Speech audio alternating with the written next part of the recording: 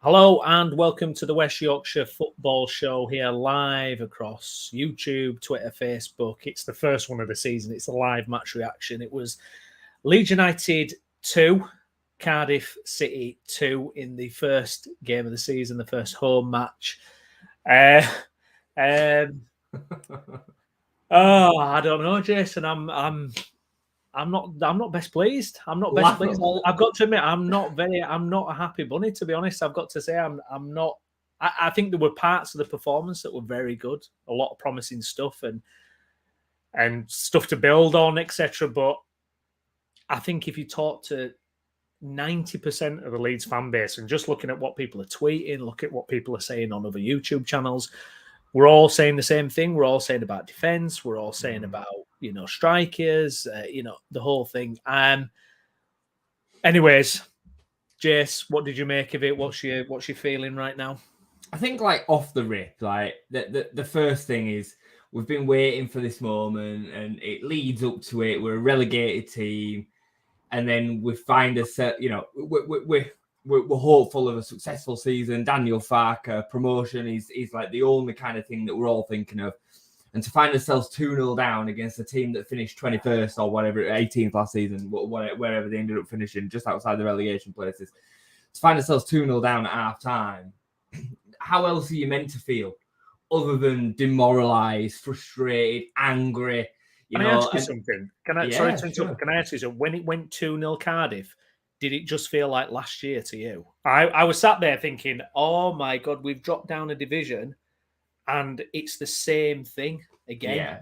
Yeah, it did. It did, because even before that, the good moments that we have broke down into nothing because we don't have somebody to put the ball in the back of the net.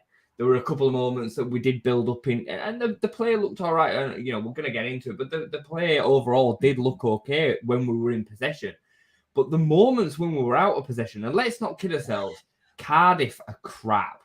They're really, really bad. Like, they were poor. They had they didn't. They had no midfield.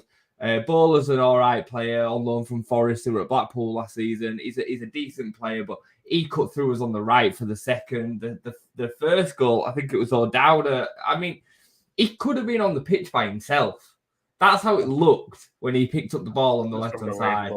I've seen the screenshot going around, and it's just staggering, isn't it? I mean, we just have to hope that, Daniel Farker's obviously a good coach, and he appears to me as if he's not going to pull no punches, like he's going to be on them.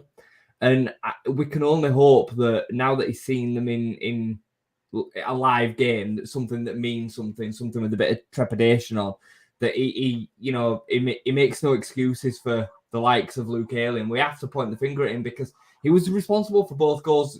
We could have defended better on the second one as well, but Ayling was ultimately responsible for both of them today. And it just makes the job almost impossible. It doesn't matter how well you do going the other way, because you're not going to score every chance that you get. I mean, a good friend of mine is a big Cardiff fan, lives in Wales, and he went to the game today, and he messaged me saying it was probably a fair reflection of the game overall. You battered the second half, but we probably had the better of the first half. And I said back to him, it probably is, when you're 2-0 down, to come back and get a point is a good result. But you were gifted 2 goals. Like, there were 2 free goals. They didn't have to do anything special to score them. They barely had any chances apart from them. Meslier again didn't make a save. He didn't have to do anything other than pick the ball out of his net twice. I don't really think we can criticise him too much for either of the goals, by the way, but it's still frustrating that we're not able to allow his keeper to have an opportunity to make the save, because the chance is that glorious that it's almost unmissable. And they tried with the first one. They gave us 2 bites to get rid of it. So, yeah, it's impossible not to be a little bit deflated and a little bit disappointed. It was nice to obviously come back into the game. I did think we played some good stuff second half, but they were so poor going the other way that they gave us no difficulties. Like, if we play like that and give a 2-goal head start to one of the better teams in the division, and then, they're not going to just let us have a half of attacking them. They're not going to do that. So, no, I mean, I listen, fans or whatever, yourself, you probably won't agree, but I'm watching Southampton on Friday night, and I thought it was another level to what we could produce today. And I thought, yes, we attacked very well, but the onus was on us. We were 2-0 down at home. We had to. And yeah, I thought Somerville and Nonto were linking up lovely in that first half. Great, they seemed to have that chemistry on the pitch. But to me, it just looked like last year. It just looked that you've got these talented forward players. You've got maybe something a bit extra now in midfield with Ampadu and Gray. Obviously, very impressed with Gray today, but the defence undermines everything. And I'm just sat there watching it and I'm not happy with a 2-2 draw at home to Cardiff. I don't care. And people say, yeah, but it's the first game of the season. I don't care if it's the first of the season. Every game counts. When Bielsa came in and we beat Stoke 3-1 that first game, it set a marker. Said, here we go. Now, we knew under Farker that it could take a time to warm up. But I don't even know if it's that. It's this defence, man. This defence just undermines everything. The long and short, Browney, is the way that Southampton played the other night was similar to the way that Daniel Farker's going to set up, with a little bit more intent. I think Russell Martin's tactics are very much possession above all else, whereas Daniel Farker's a little bit more, he wants to score goals. But the long and the short of it is the personnel that are in Southampton's backline are better than ours. 100%. It's just as simple as that. Look at Teller. Look at Teller compared to Ayling. Let's just talk about the back, because you're talking Kyle Walker-Peters over Ayling, really, aren't you? You're talking Ryan Manning over Teller's left in here. Yeah. Leo Yelder over Ryan Manning. Ryan Manning's the other side. Teller's a little bit more further forward, isn't he, really? And then you're talking Vestergaard Vestergaard's at Leicester. God, I've watched too much Championship football this weekend. Who's at the big lad, Bednarek, isn't it? Who plays centre back for Southampton? Is our equivalent of Cooper, if you like. They're just better. They're just better individual players. And yes, sure, you can hope to coach some of these players, but Leo Yelder, I mean, bless him. Oh my God. He was so far out of his depth in that first half. So far out of his depth. This is what we've seen from Helder at left back. I know he had he had one good run against Hearts and everyone went, oh yeah. Yeah, he's the one. It's like one good bit of play in 2 games and people are like, yeah, he could be the left. He's not a left back. Please, he got caught. This. He got caught 5 yards too far forward when he should have been 5 yards further back. Then he got caught too far back when he should have been a little bit further. Yeah, he got. Well, he looks like a centre back. He looks like a centre back. Yeah. Plays like a centre back. Yeah, everything about him screams centre back. And Leeds United, in their wisdom, is left back.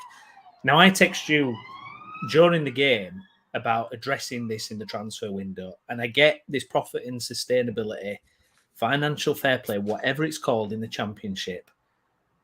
But I don't understand how we can just accept this defence. And I don't accept how you can just wait for, Adams. Tyler Adams might get sold. Nonto might get sold, so then we might bring somebody in. This defence needs an overhaul. It needs an overhaul. It's just embarrassing. It's just really embarrassing because you're looking at it going, well, this is what we saw last year. How can you start the season with a defence that's shipped God knows how many goals in the last 2 years? I mean, Struijk. What confidence are you getting from Struijk? What confidence are you getting from Melier?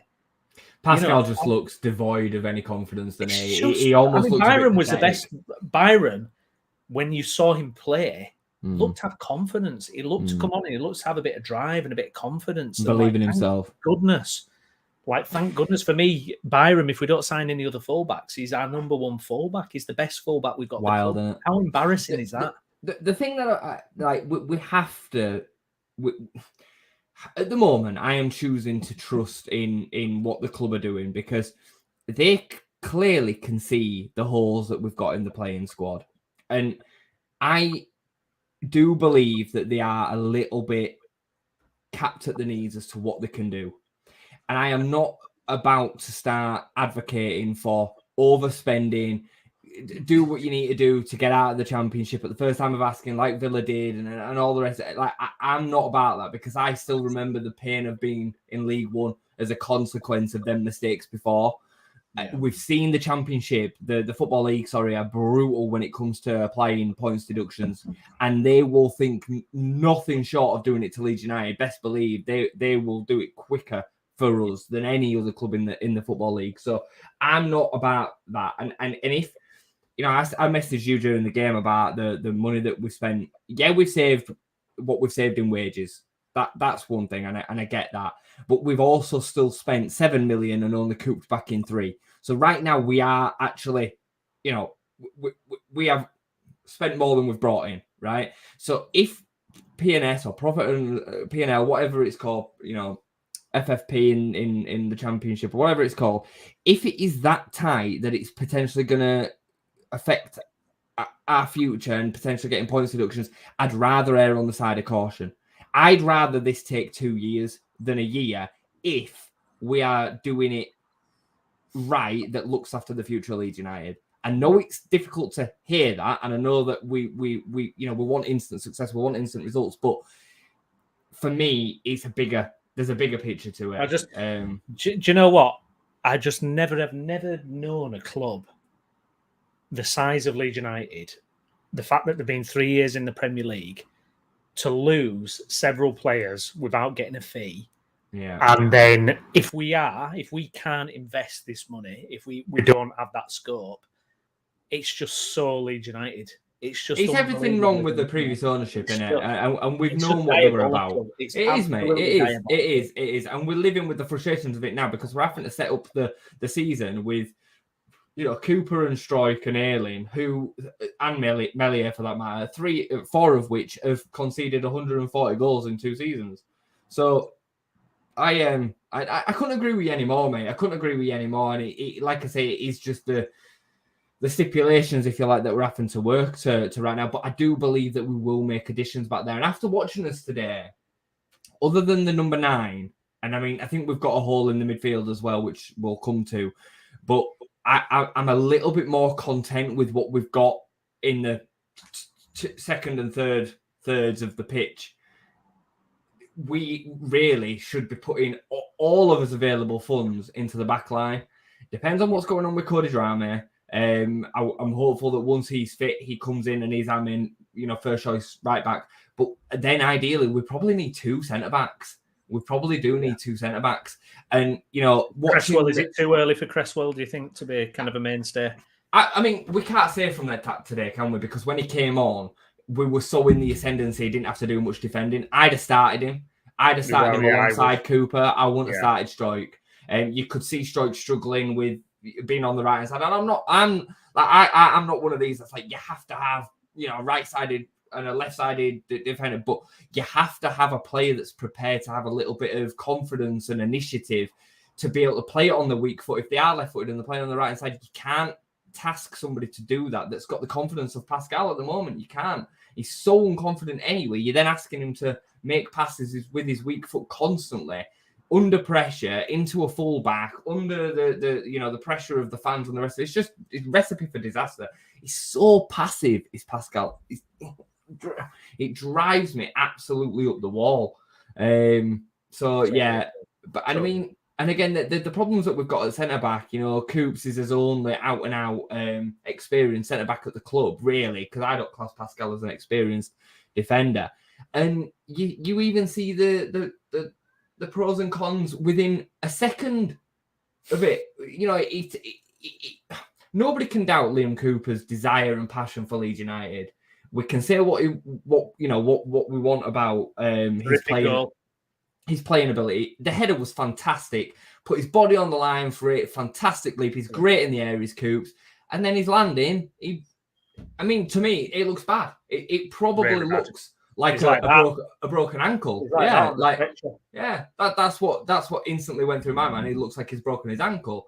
So you're talking 3-4 months easy. And that's the problem with Cooper. You never know how many games of the season you're going to get out of him. It's his biggest downfall. So we're now back in this situation again where we've got 2 fit centre-backs at the club.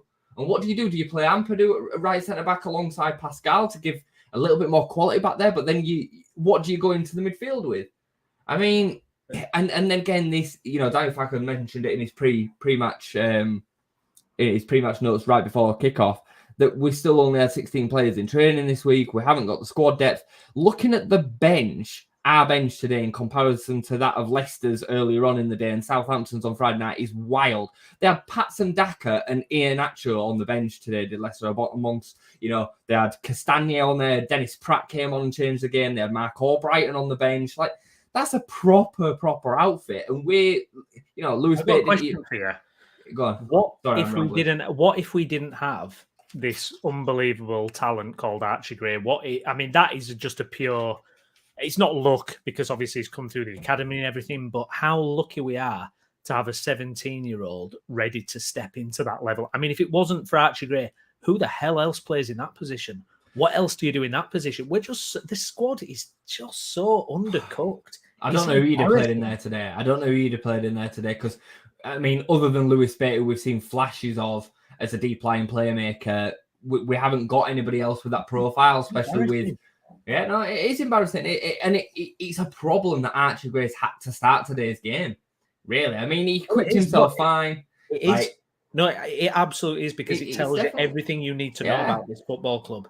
Well, they were talking about it in the build-up, weren't they? So they were talking about Archie Gray, and then they said how he's alongside the experience of Ethan Ampadu at 22, and they were having a laugh about the fact that he was deemed as having experience, which of course he does.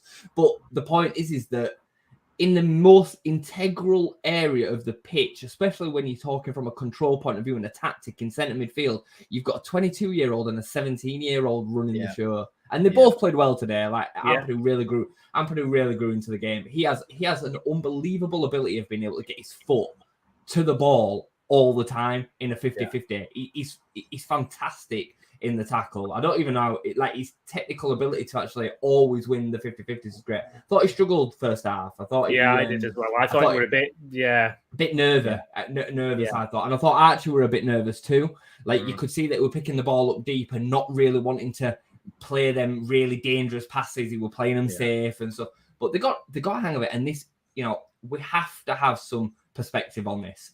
Okay, we are going to be quick to go down the rabbit hole of how doom and gloom this is. I think we need to also just have a look at the good bits too. We dominated the game. We did dominate the game against a bad side, but we still dominated the game. We saw some really nice passages of play, especially in the second half. The four up fronts interlinked really, really well. Coming back from 2 goals down, under that kind of pressure at home, we still did it. They still managed to pull it out of the bag and do that. I saw Sinistera going into some challenges, and every time I winced and I'm like, shit. But he came through it, and he came through the whole game. He looked committed. I know he didn't have a great game, but he still were committed. He were working out. I thought Somerville were fantastic. For me, that was Somerville's best performance over a 90-minute spell for Leeds. I thought it was excellent. I thought Sam Byram came on and played really, really well. So, and then obviously Archie, he stood out and he played really, really well. He's doing bloody pirouettes on ball and all sorts. He's looked so assured. And once he got a little bit of confidence and he realised that he could, he deserved to be there, I thought he played really, really well. So we have to deal with it with a bit of perspective. We knew this was going to be a bit of a project, and hopefully we can just equip the team with another few bodies that are going to hopefully help this group. And I think we're now at a stage, Browney, I'll let you come back with something in a second, I'll stop talking. I think we're now at a stage where we have to make some really difficult decisions with some of these players where we can recoup some value to reinvest into the squad. So if that is Tyler Adams and he goes out for 20 million quid, so be it. If that is not on, we saw his qualities today. We saw him in bits, the real ability that he does have. But again, if that's not 20, 25 million quid, I'm all right with it. If we can then reinvest back into the team with 3 or 4 players to make the squad better, because we are in a bit of a position. We're miles behind Leicester and Southampton for me. And I didn't think Leicester were good today. I thought they were poor, actually. They were lucky, weren't they? They were lucky. I think Mark Robbins threw the game. I think when he made a triple substitution at about 70 minutes, he brought off Gustavo Hamer and he brought off another 2. They totally lost control of the game. And Leicester took over in the last 20 minutes, scored 2 goals without even really much of a fight back from Coventry. Ellis Sims, however, was hilarious. He was so bad today. It's so bad. Honestly, if he'd have played like that at Ellen Road after signing for us on his debut, we'd have freaked out. We would have out of the building. Yeah. It was so bad, mate. Let's get to some of your comments.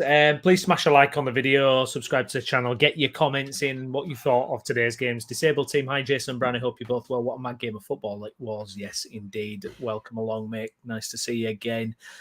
Charterhouse, Ayling was poor for a senior player, better teams than Cardiff in the Championship. Some urgency needed in core areas. Yeah, good point. Overall, we dominated without an M product MOT. Let's have a look. I thought the save from Dan James's effort was world class. It really was by Alnwick. The save down to his left, because again we score that and we probably go on to win the game. I think. Yeah. You look through it. We had some really good chances that second half. We did. Simon, thanks for your comment, mate. I believe we simply need defenders that have pace and can read the game. That'd be nice, wouldn't it? Pace is a massive thing. We haven't got anybody with any pace in that back line apart from Browney. Evening, guys. Evening, Alison. Thanks for coming along there. Kevin, evening, Browney and Jason. Hello, mate. How you doing? John, thanks for your comments, mate. Pervader is a big plus too, indeed. In my head, when it's going into this weekend, I'm looking at what the other relegated teams from the Premier League are doing. And I'm looking at them and I'm going, okay, we need to at least match that because probably they're going to be, the ones who are setting the pace, or they're going to be the biggest threat to promotion, automatic promotion. Because for me, I feel like the first year is our best shot at this, but I just see a massive disconnect between that ambition and what is actually on the pitch. Because, like you say, if you compare the squads, and God knows how we were in the Premier League that long and have ended up with a squad like that. The forward line's very good, but Jason, if we have to sacrifice a Nonto or a Somerville or a Sinistera or both, then, who comes in and sorts that problem out? No, you're right. You're absolutely right. Because, I mean, you look through, and we do have to, again, apply some context. Southampton and Leicester are more established than us. Leicester were Premier League champions 7 years ago, FA Cup winners 3-4 years ago. Southampton have been in the Premier League undisturbed for 12 years or something like that. When they, when it weren't working the other day, they took off Adam Armstrong and brought on Shea Adams. People scoff at Shea Adams, but Shea Adams is a lethal striker in the Championship. It is a top player. They're able to do that. They have so much more at their disposal in that squad. And it is because of bad recruitment over the years. And at some point, we have to move on and get over it. It's just hard to do that when it's still affecting us so badly. We have got some quality in the team, but because of how unbalanced it is, you can't then see the full effects of it. Somerville and Sinistera were trying to make things happen today, but because they don't have the right players in and around them, i.e. a proper fullback on the right or a proper fullback on the left, and that's no slag of Byram, but Byram couldn't take it down the left-hand side and whip a cross in because he's not left-footed. Yeah, and then the same goes for the striker I mentioned to you during the game. Dan James put a beautiful cross in right across the 6-yard box before Cardiff had even scored, and it looked like a nothing moment. But the reason it was a nothing moment was there was no killer number 9 in and around the 6-yard box that should be tapping it in. Like, we had a similar moment when Nonto cut across the front post and McGuinness put it out for a corner right at the beginning of the second half. I think it was before the corner that came the goal. But a Pirro, as an example, I'm not saying it has to be him, but he latches onto them and scores them goals. And the game looks so different. Yeah. So, the big holes in key positions, as somebody said before. Yeah, I mean, Alison here, we now need 2 centre-backs, left-back, centre-forward times 2. And if we lose Willie and Adams, 2 more. Yeah, I mean, that's the kind of work that could be needed there. Disabled team, we aren't getting promoted this season, not unless we bring in 4 or 5 players and gel instantly. I agree we're bringing in that many players. I absolutely do. This squad is paper thin. John Farker's post-match interview said that he required a number 9. Let's hope the board listen. Yeah, let's hope they listen. Let's hope they get something done. I do like the way they've gone about business at the moment, and they've surprised us with deals getting announced off the cuff. But we needed more action than this. And the thing is, we don't actually know what the financial situation is, and I totally get your point about you do not want to risk the future of the club.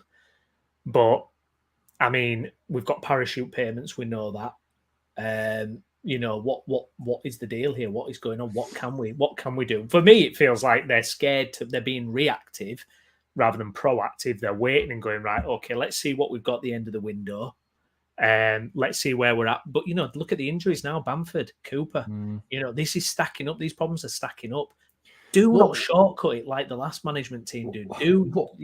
Sort it out. What gives me a bit of assurance is, Browney, is the commitment to Daniel Farke and the commitment in deals like Ampadu. Like, we still spent 7 million plus bonuses on Ampadu in a 4-year deal. Like, it's not a small signing. And like I say, like, you know, you are going to see the odd deal like that in the Championship, but not too many. You won't see too many that are 7, 10 million quid. Not, no, that's you know true. what I mean? So Yeah. I'm just... If it's still as bad as this, or an equivalent to as bad as this come the end of the window, then absolutely we can go to town on this situation. I just think right now, everything that we've been told would be the case by Daniel Farke, by Parag Marath, is as it is. Yeah, you know, and I understand that it's a bit of a game of chess, and some of these dominoes have to fall down. And do you go for a target? So let's just say there's a free transfer target that would fill up the space at number 9, right? Just for instance, we bring him in. I can't think of a name, but somebody that could be a run-of-the-mill Championships player, free transfer, and he'd do a job, right? But then we sell Nonto for 25 million quid next week, and then what do we do? We've now got the funds available to buy the striker that we actually really did want, so we go out and sign him as well and have another one. Like, do you get what I mean? So we have to give it the time. I understand the frustration and the reaction from today because we've all been waiting for the game and we feel like we should turn up and beat Cardiff, and we should. There's definitely things to be disappointed in today. But again, a lot of it is down to individual mistakes. It just... I can't believe looking at... Is that going to change with this personnel? I just don't Probably see... not. No, I just do not see an overhaul at the moment. I mean, I think Alison makes a fantastic point here. If we have to adhere to FFP, let's utilise the loan market. Absolutely. Get involved in the loan market. Get some top-class Chelsea, Man City, Arsenal youth. But Browney, I agree with what Alison says. They're 100% right. But take it away Colin Doyle, Leicester. How many decent loan signings has there been in the Championship yet? Not many. Liam Delap's gone to Hull as well. Off top, I made them too. Yeah. But there ain't been that many. And that's because the Premier League have not finalised their squads yet, because they don't know who they're going to have come the end of the window as well. So there'll be positions for some of these kids. They don't want to send them out on loan. They want them as part of their squad. But come the end of the window, if they've then not got a spot in the squad, they'll then get sent out on loan to the Championship. So I agree 100%. And if we don't sign any loan players from the Premier League come the end of the window, I'll be the exact same. I'll be saying, come on, why have we not utilised it? But right now, we don't know whether we are going to be able to do, whether we have done that or not. The likelihood is that these teams will just be sitting on them at the moment. They won't be given the okay to do that. I'm almost certain that we will utilise loans. Yeah, no, absolutely.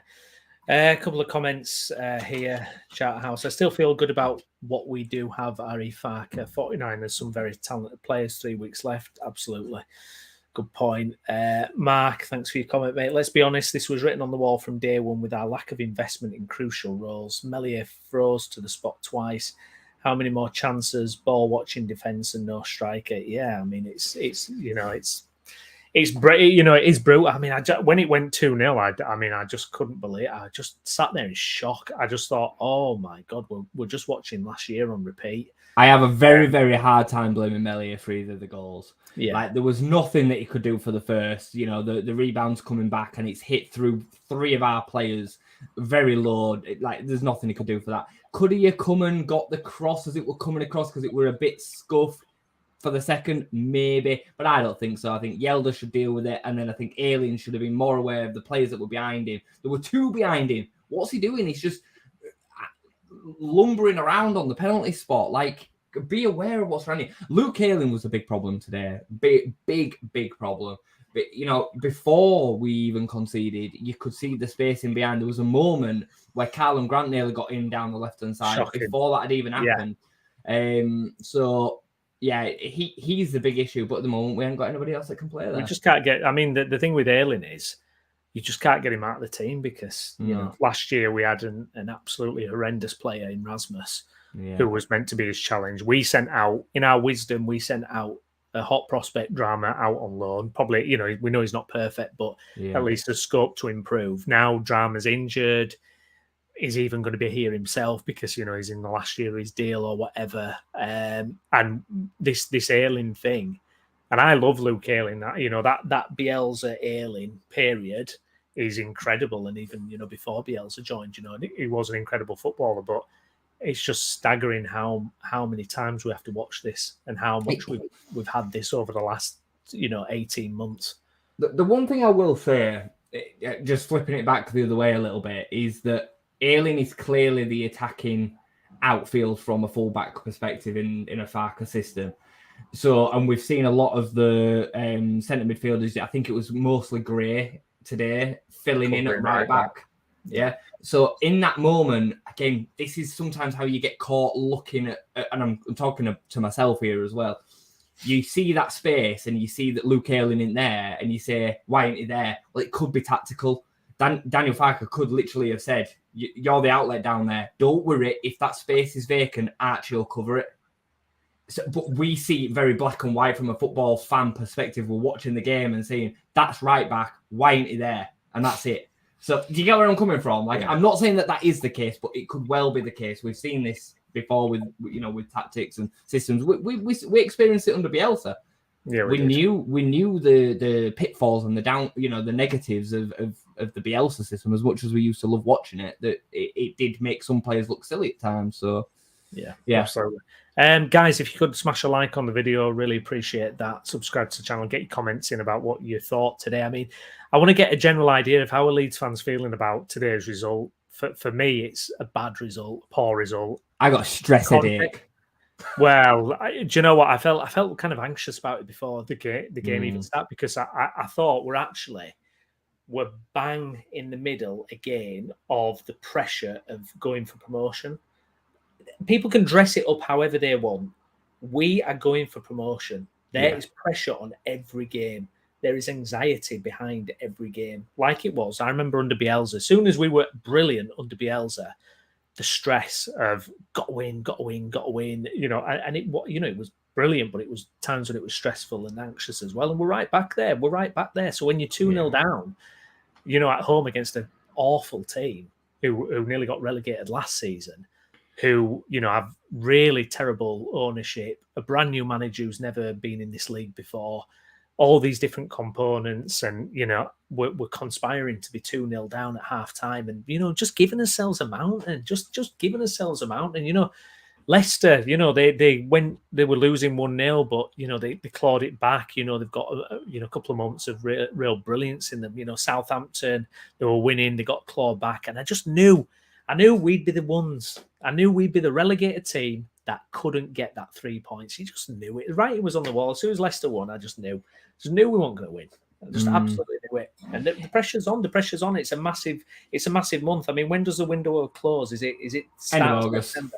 End of August. Yeah. It's, you know what, Browney? I mean, just coming back to the point, like I find starting this season with no new defenders really mental. I do, and I know I've been saying everything that I've just been saying, but that is the one area of Leeds United for 2 years now that has been a real problem, because most of the time over the last couple of years we've actually looked okay going forward. We've looked up until the point of physically putting the ball in the back of the net. The build-up players last year, for a team that finished second bottom, we certainly did. So. Yeah, to wheel out Cooper, Struijk, and Ayling, and Yelder for that matter, he's just a bit nuts. And I can't believe that Darlow ain't playing. Like, and I'm not blaming Meslier. I'm really not. Like, he, as I said before, I don't think he could have done anything for the goals. But having a fresh face and a new element to that back line would have been massive. Like fans, the trepidation that's around Meslier right now, like, and if he makes a mistake, it would be, oh, fuck it, Meslier again. You know what I mean? Like, Caldallo wouldn't have that attached to him because he's not been here before. So I'm hopeful that once Drame comes back, we sign a centre back. We might need 2 centre backs now. I really would have started Charlie. I think he's a born leader. I think he would make such a difference to that back line. I love the way that he speaks. I love the way his confidence. He's everything that Struijk should have after playing in the first team for 3-4 years now. So yeah, I think he has to play, and Byram has to play at left back. You see Byram directing things. He's got a measured, approach about him. He looks confident. I just hopefully he can stay fit. Do you know what it is? He's got that sharpness and that zip when he's doing stuff on the pitch that I just think a lot of the other players, certainly in defence, just do not have. I mean, he's the polar opposite of Firpo, for example. Adam, bring them all back, Brownie. Let's get Charlie Taylor at left back. Let's have Sam Byram at right back. Yes, bring Lewis back. Yeah, absolutely. Adam said the other week that Somerville would be standout for you guys this season. Yeah, very good. We'll see if we keep him. Kevin, get the Liverpool defender in Nat Phillips. It's one that's been rumbling on forever and a day. I mean, if they get Nat Phillips in, great. It's another addition, and I won't be playing Ayling at centre-back, disabled team. Not a chance, not for me. I think he's even worse at centre-back than he is at right-back. Please, no. John, I really believe we would win comfortably today. Disappointed at half-time, but delighted we earned that draw. Could have easily felt sorry for ourselves at half-time. Listen, I don't think Farke's panicking. Farke is not going to go in and panic about one result. He obviously had a sticky time at Norwich, numerous times through there, and they were slow starters, and then it got together. So I don't think he's panicking. I think I love his honesty. I love what he's saying in post-match. I love what he's saying in pre-match. He said, I need a striker. Give me a striker. Now, there's no excuse for that. Now, if you haven't got the funds to do it, if you can't do it, then you have to front up before you even get the manager in. And just lower your standard. Just come out and say, you know what, we're just going for nothing. We're just Huddersfield Town. Let's have Huddersfield Town's ambition. You went there. Are we Huddersfield Town or are we Leeds United? No, you're right. You're right. Act big. Come on. This is what I wanted from the new ownership. I wanted big action. We heard about aggressive transfer windows. This hasn't been aggressive. This has been, we've lost 7 players on loan because they had ridiculous clauses in their contract. Now we can, we'll go out and edge our back. I mean, like the Darlow signing, great, but it's a backup keeper by the looks of it. But if they are working to constraints, Brownie, what are they meant to do? What do you say to Farke there? Because Farke's going, right, lads, I want a striker in by the end of this month. He must have known. He must have known. I don't believe that he was sold one version and he's now finding another. I don't believe that. I think we are going to see some outgoings of some big figures that will allow the funds to be freed up for a couple of decent signings. I don't know whether it'll be everything we want it to be, but I think I'm wondering if there was a bit of cloak and daggers with it, because it took us forever to get Farke over the line, and there was a lot of talk about us having to sell it to him. And the way he's been speaking about these loan contracts and so, I'm not saying he was totally in the dark, but I think there's a little bit of niggle there. I think there's a little bit of lads, what is the situation here? I think it's taking too long. That's what I think. I think everything's just taking longer than we would have hoped or expected. That's what I think. And I think probably Farke's the same. Excuse me. There's no way that he would have expected to go into the start of the season without some of these areas. I don't believe that he wanted to really start Archie Gray today. No. I just don't believe that. I don't believe that he'd have wanted to go into the start of the season with Stroik and Cooper as his 2 starting centre-backs. I just don't believe it. But yeah, we're going to have to... I mean, I'm seeing a lot about Gustavo here, mate. If we manage to pull that one off, I don't know how reliable Footballer Insider is. They get a bit right and they get a bit wrong. So, but they're saying that £12 million bid has been accepted for him. I mean, that'd be a monster signing. I think it's absolutely BS from that. Yeah, I think that probably is as well. I mean, he was sensational today. So good. Yeah, I just don't see us doing anything like that. And for me, there's more pressing concerns in the team. There's more pressing. I'd love to have him. Absolutely would love it. And if it happens, fantastic. But defensively for me, in the full-back situation is a nightmare. The full-back situation is a nightmare. You haven't the left-back and right-back situation is so up in the air. Centre-back situation, if Cooper's out now, I mean, we'll probably end up pulling Hjelde back, and I don't know. It's just I think there's so much to do in three and a half weeks, less than I mean, did you watch Leicester today? You watched a bit. I watched in and out, not much of it, to be honest. So they had Vestergaard and they played about 3: Vestergaard, Doyle, and Wout Wes. And I mean, I know in the Premier League they didn't look great, but they are so much further beyond anything else you're going to see in the Championship, especially Vest. I know he's a bit erratic, but he's quick across the ground, the way that he reads the game, like his distribution's quality. We ain't got anything like that. No. And as much as I like Charlie, like he's not that. He's a rugged, in-your-face aggressive centre-back. But to be fair with him, he brought the ball out from the back quite well today on a few occasions. Yeah. But we're going to play much better teams than Cardiff, so there's a lot of work to do, mate. I mean, left back, a centre back, and a right back. You could argue that we need, depending on what the situation is with Drama. Yeah, definitely. I mean, that's the other thing. We haven't got clarity on that, have we? We don't know what's happening with Drama. It's like I still don't feel like he's actually ours at the minute. I know what you mean. At any point, someone could come in and pay enough to that Leeds are going to go, oh yeah, okay. I mean, the problem is as well, if you leave, what happens if you get a last hour bid on Sinisterra or Nonto or something, and you end up letting those players go and you can't replace them? It's fine waiting to see what happens, but then if it's too late, it's totally roulette. It really is roulette at the minute. There's no rhyme or reason to it. And I just think that maybe you go for it a little bit, and if it doesn't work next year or the year after next, when the parachute payments are gone, you just have to go, okay, now we are Huddersfield Town, and now we are mid-table. Because if you don't have them sellable assets, then you put yourself in such a compromised position. In 2 or 3 years' time, and you're experiencing what West Brom are experiencing now, because their recruitment in the Championship was so bad, they now can't sell the assets that they need to kind of break even, so they're literally dying on their asses.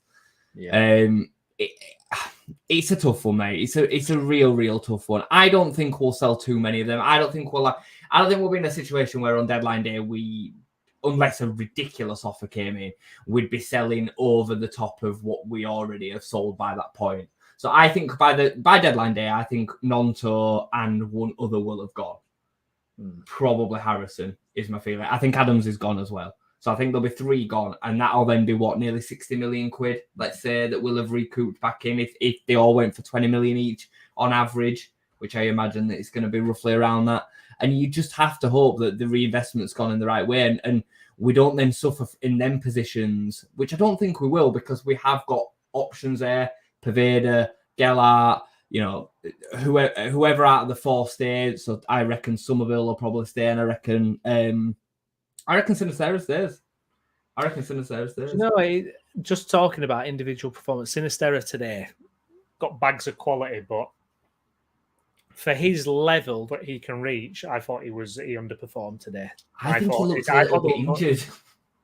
Yeah. He always looked like he was a little bit edgy on the ball, but you can just see his quality. Even I've just got Twitter open and second monitor here, and I can just see the goal being replayed over and over again.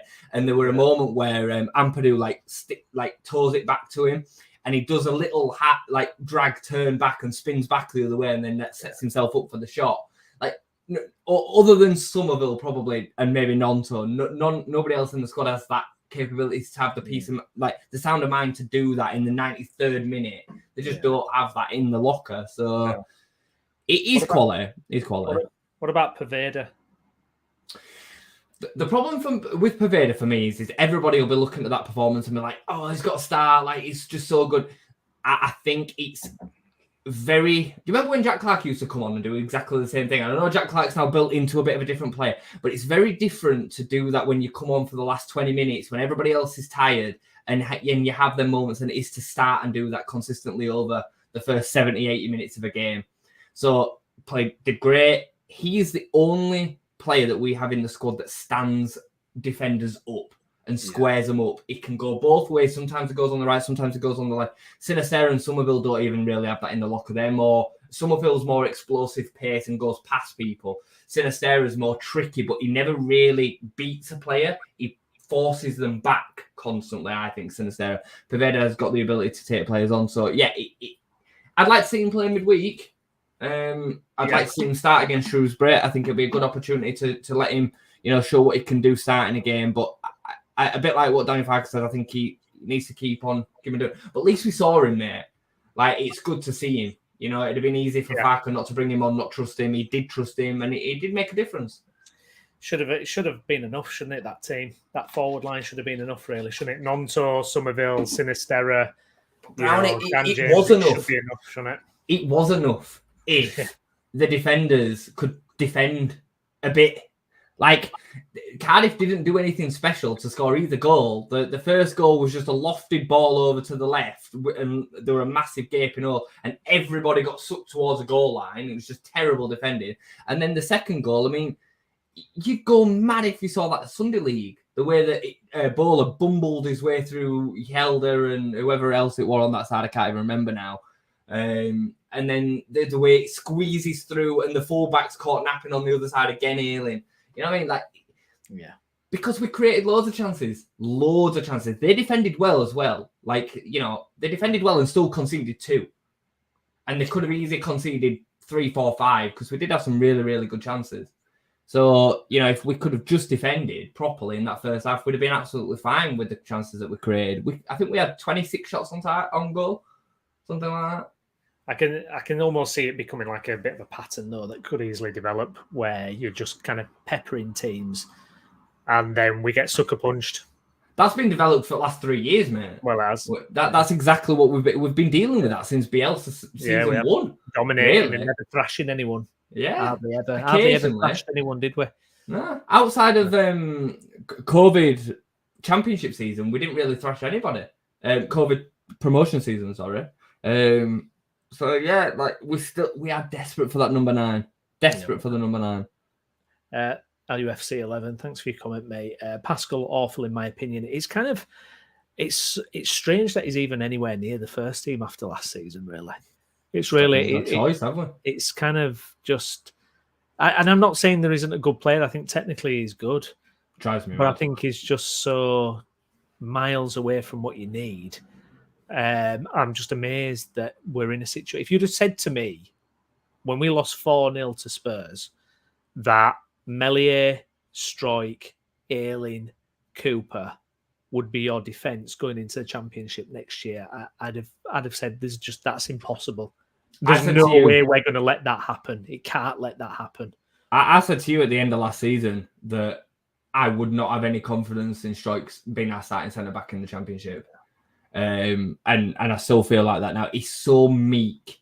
He's a bit pathetic. He drives me mad. It's like he's always worried about being blamed. It's like he's always worried a bit about being culpable for the mistake, so he just doesn't do anything. Yeah. He just occupies space. He never goes to actually make a tackle. Like I don't rate him at all. And it seems to have been over the last couple of years that the confidence has dropped out of him. But you know, that's the sign of a top player is being able to consistently play at that level. So yeah. Great point here. Leif Davis started at left back for Ipswich today and did a sterling job. Irony. I know. I would have loved. I really wish ripping him apart. First half.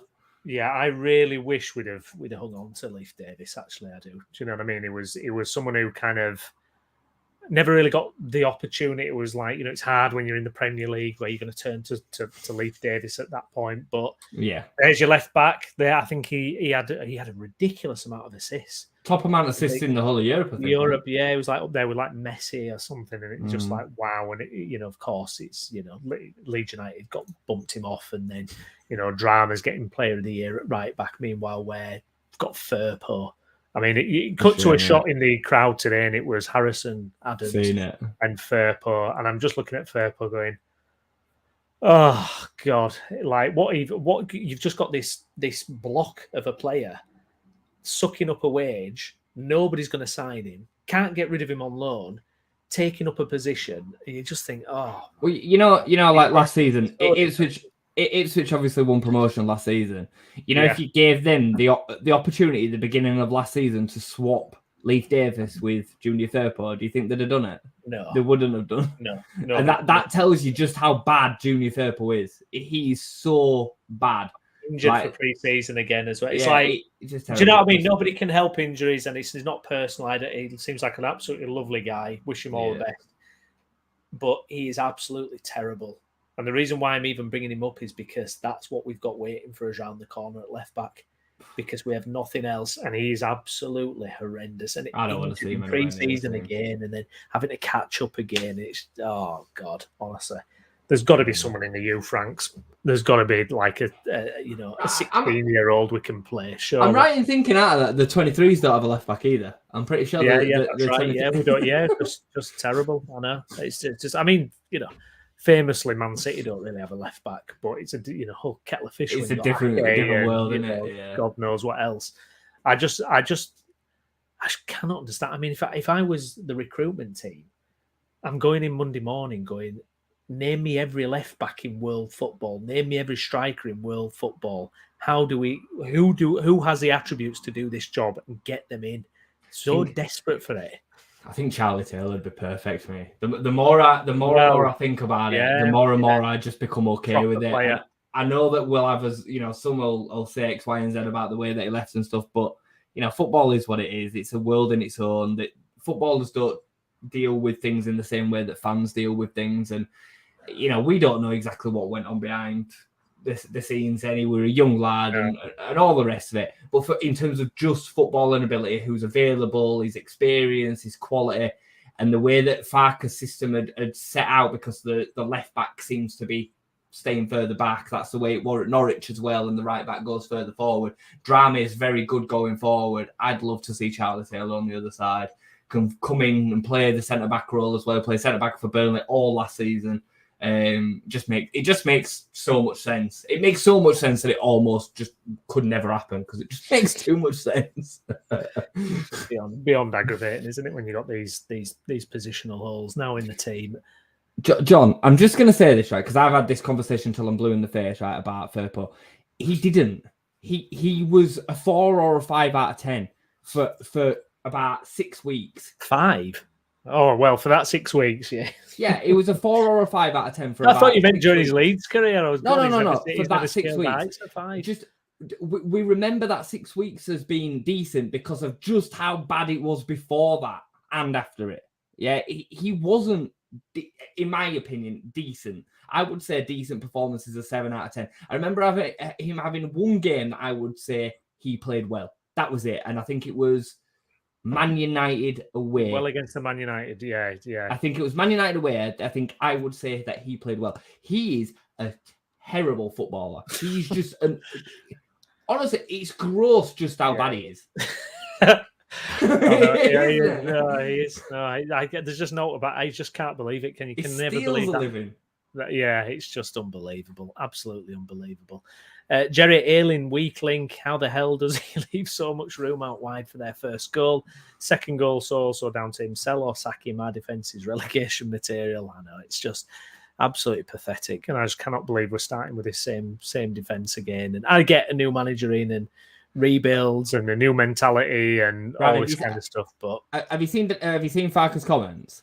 I've not seen them properly. No. So this is his quote from. Well, I'll just read it. So he said, with regards to transfers, we have to have smart movements also due to the financial situations, because it's more or less no incoming money due to the exit clauses with all these loans. So that sounds to me as if he was probably expecting players would be moved on, but that some of them would have moved on for transfer fees by now, and they've not. So, again, let's revisit it in a couple of weeks' time at the end of the window, and then we'll smash it out, and we'll see, was this club rhetoric correct, or were it just full of crap? I think we'll be able to tell you that at the end of the window. If we keep all these players, if this, I suppose this is a question for you. Let's just say that we sign a centre back, right? But we then kept Tyler Adams, Jack Harrison, Sinisterra, Nonto, Somerville. We kept them all, okay? Would you take that, or would you take selling sell Adams, Nonto, Sinisterra, them three, and sign a centre midfielder, a cam, and a 9? Which would you do? I think you got to sign a centre back as well. If you lose either way you sign a centre back. Either way you sign it. Yeah. We must be able to sign some players without anybody going, because we still have gaping holes, regardless of whether all these players say or not. And I think that's where the loan market will come into it. I do think we'll feel a little bit better once the window's finished. I do, but I could be wrong. Maybe I'm just being the optimist. I don't know. But when you do look at it, you possibly look at that, the wingers and the attackers, and you go, we've got a lot.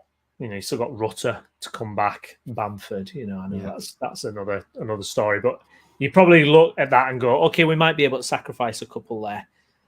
But then again, I still feel like Sinisterra, Nonto, and Somerville are the prime ones. You don't want to be losing. I suppose the point I'm trying to make is you've got two worlds, haven't you? So let's just say this situation is true in that the club are governed by FFP. We can't sign anybody until these potential assets leave, right? So you've got two scenarios. We keep the assets or we sell the assets. If we sell the assets, we're able to replenish in different areas of the squad to make the squad better.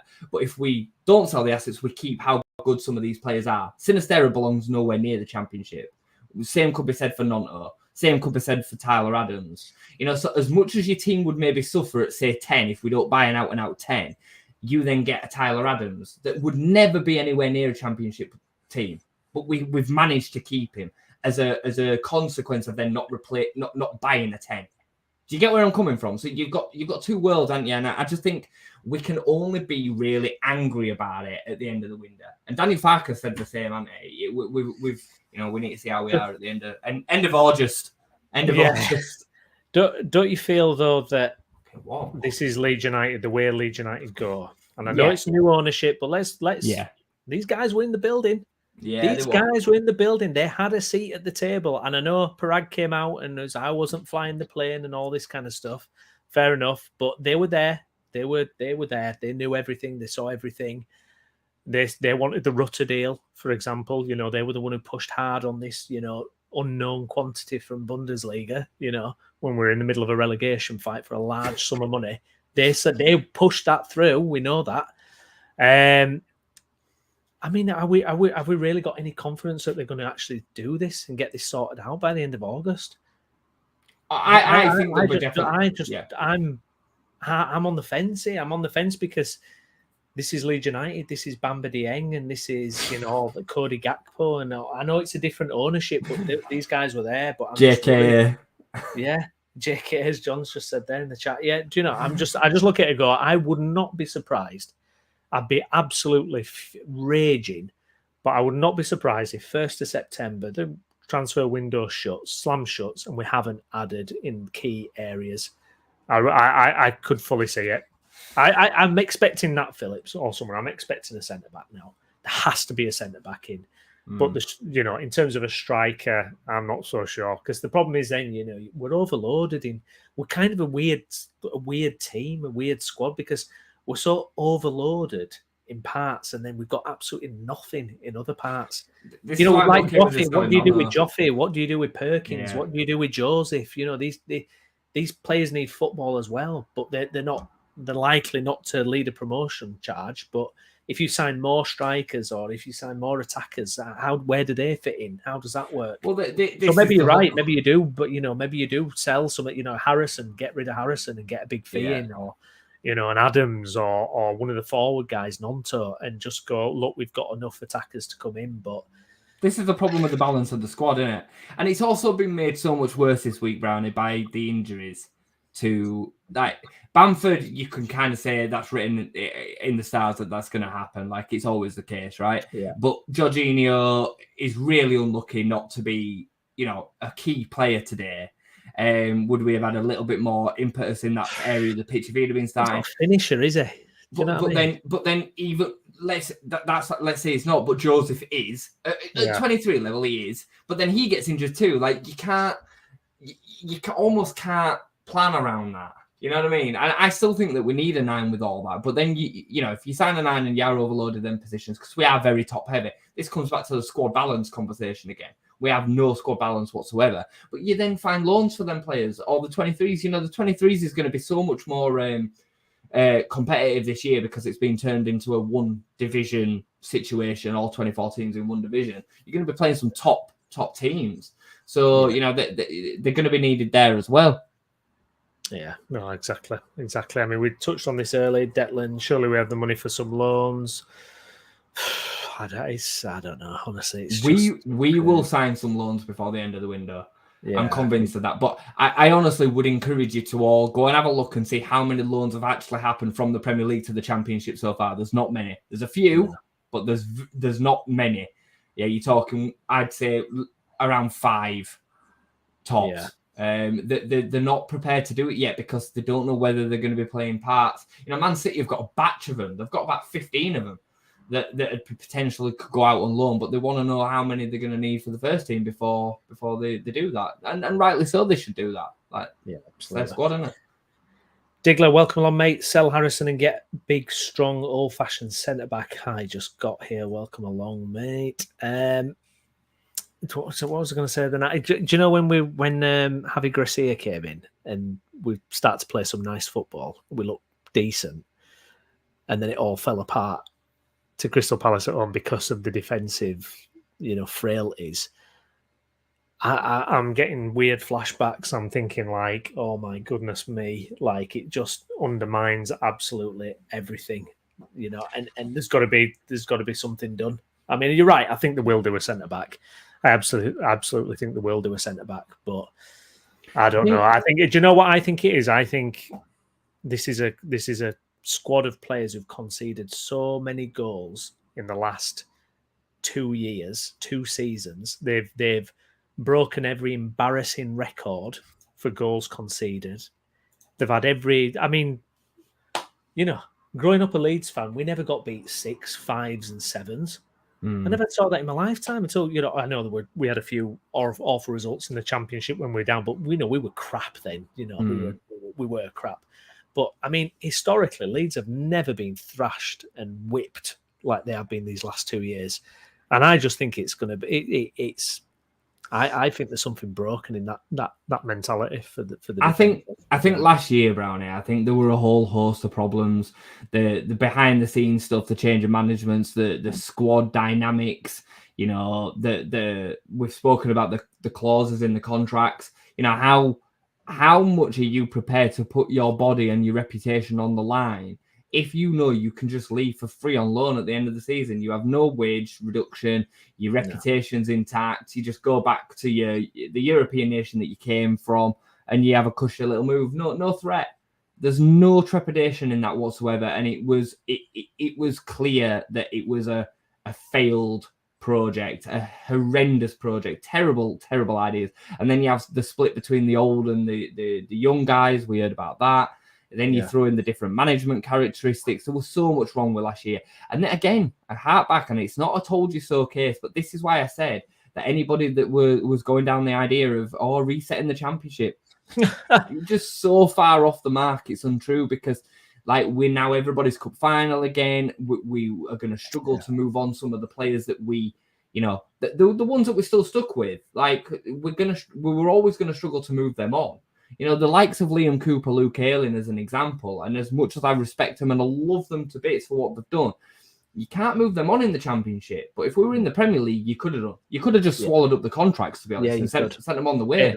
Yeah, thank you so much for your time. Here's your plaque. Come onto the pitch. You've left. Right, bye, gone.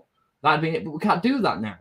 Yeah, we can't evolve. And so some of them, Bamford is another one. So we are now left with dealing with some of these ghosts of how much it failed last year in the relegation. So, and we've got to own it now, and we've got to hope that the success comes through the likes of Archie Gray, Charlie Cresswell, some of the other lads, some of the lads that we've kept. I was really happy with Dan James today, and I know he's not everybody's cup of tea, and I know he's got loads that he needs to improve on, but he really wants to play for Leeds United. His attitude is spot on.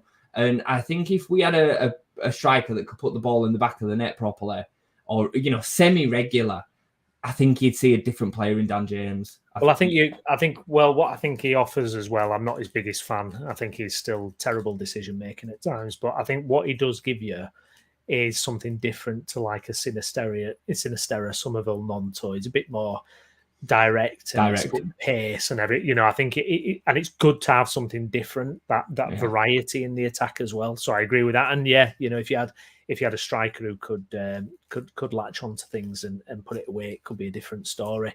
Let's talk a bit on a positive. Archie Gray. Let's try it. Yeah. I've not felt it to say about it. 5 minutes. I've finally got to a positive. Thank you very much. For me, Archie Gray, just superb. I mean, I know you mentioned he had a couple of shaky moments, you know, getting his confidence early on, but to me, you know, was that his first appearance or his 150th? I just thought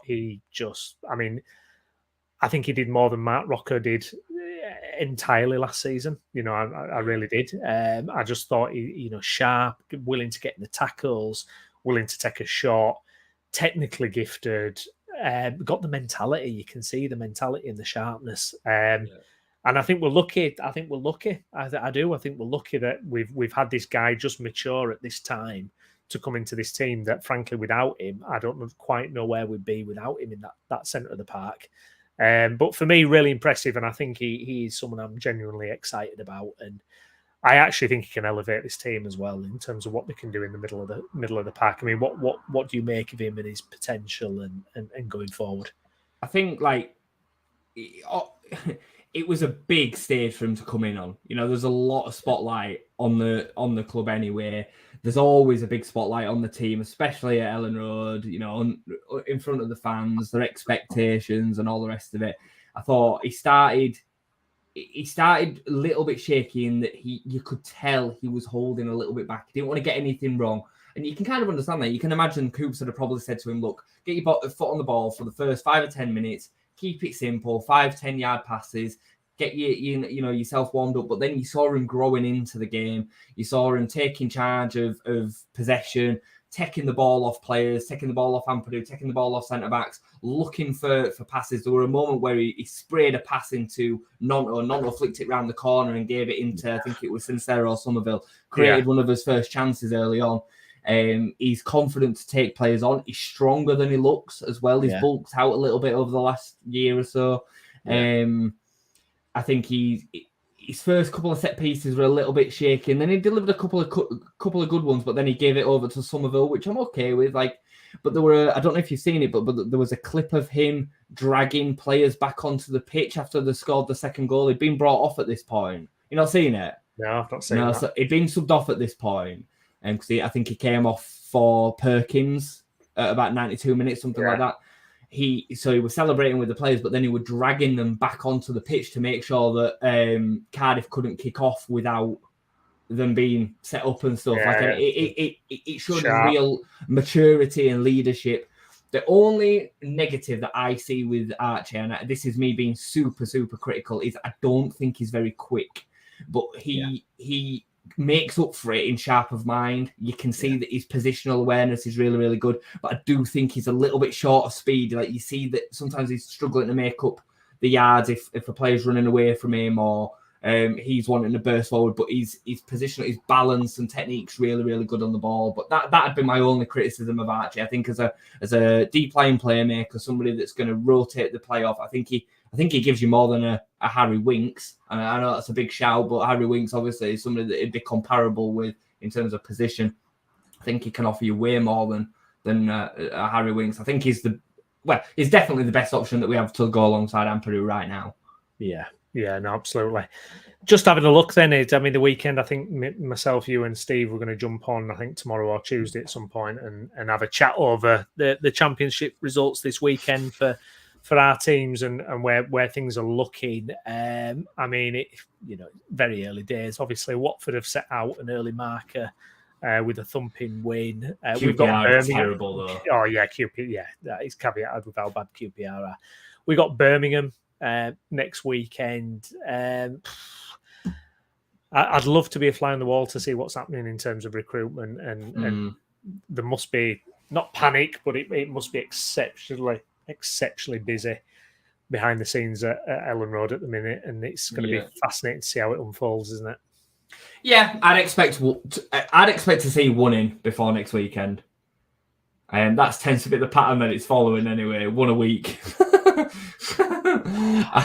I thought we'd have seen another one in. I said that we'd have signed that Phillips before today, but it's just everything just seems to be taking so much time. But I think the Cooper injury will force their hand on that, because otherwise you're going to be left with Mullen or Chris Moore at centre back if there's another injury. So I think we'll see one before next weekend. Yeah. I mean, hopefully we'll do something, because every week's going to be a learning curve, Brownie. We'll learn more on Wednesday night. You know, this Daniel Farke has said again several times it's going to take time. We've seen it with his Norwich setups before. It takes time to get into, you know, being able to play his style. The players, a lot of them are still coming off of a hangover of last season and everything that brings. They need to get used to winning again.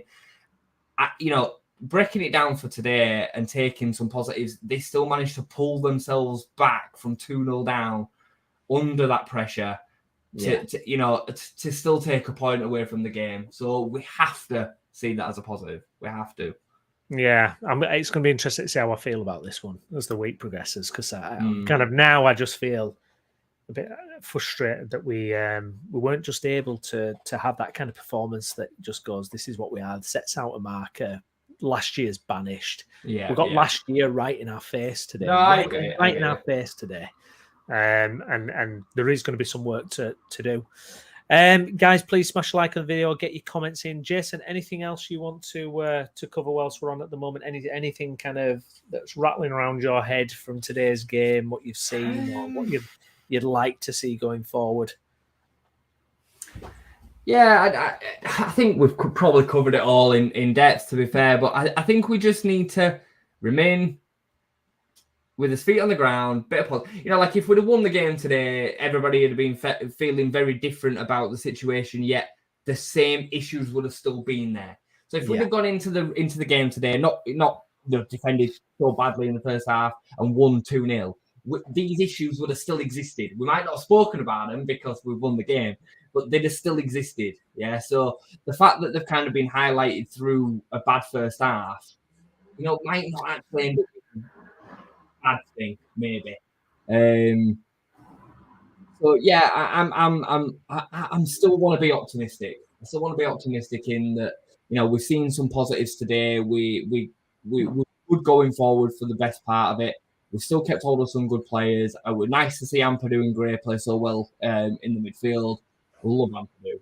I just really classy, isn't it? Yeah, I know he had a shaky first 20 minutes, I'd say, but I just think I love the way that he just wins the ball constantly. So I'm gonna hope to remain positive. Somerville, I thought was class. That's it was unplayable, to be honest, in tight spaces as well. So we've got a point. Yeah, a couple of comments just to get through here, trying to end on a bit of a positive note here. Nick G, pulling back from behind to get a draw always feels good. 3 points would have been ideal, but at least it wasn't a loss, and it's certainly highlighted our flaws. Cheers for your comment, mate. Diggler, on a positive note, if Farke can sort out the defence, which he did in the second half, then it leaves the midfield and strikers more free to move into the forward positions to get the goals.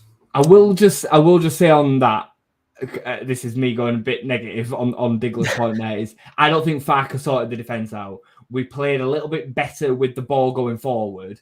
We were a little bit more assured with what we were doing going forward, and Cardiff literally offered nothing. They went further and further and further back. I don't think it was particularly that we started defending better than what we were, personally. I could be wrong. But I think they had set themselves up to, keep a 2-goal lead in that second half, and that were it. So yeah. There we go. 2-2 draw.